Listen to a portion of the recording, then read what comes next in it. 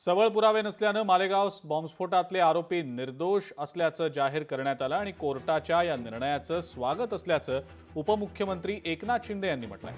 सत्याचाच विजय झाला असून काँग्रेसनं लोकांची दिशाभूल केली, सर्व आरोपींना या केसमध्ये गोवलं गेलं, हे एक प्रकारचं षडयंत्र होतं, हिंदू दहशतवाद असं म्हणत धर्माला कलंक लावण्याचा प्रयत्न झाला, जनतेची दिशाभूल करण्याचं काम करण्यात आलं असं उपमुख्यमंत्री एकनाथ शिंदे यांनी म्हटलंय।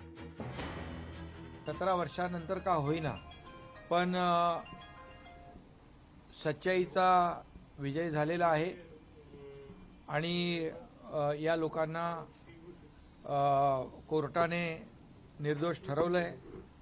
संशयावर केवळ आरोपी बनवता येणार नाही आणि सजाही देता येणार नाही असा कोर्टाने निकाल दिलाय। कोर्टाचं मी पुन्हा एकदा मनापासून स्वागत करतो। खऱ्या अर्थाने हे एक षडयंत्र होतं, एक कारस्थान होतं आणि एक साजिश होती आणि त्यामध्ये या लोकांना गोवलं गेलं।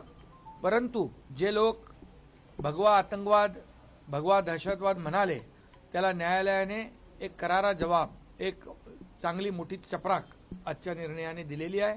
दूध का दूध पानी का पानी झालेला आहे, सत्याचा विजय झालाय आणि मी म्हणेन की सत्य परेशान हो सकता है लेकिन सत्य पराजित नहीं हो सकता है। लोकशाही मराठी ऐका, पहा, जागरूक रहा।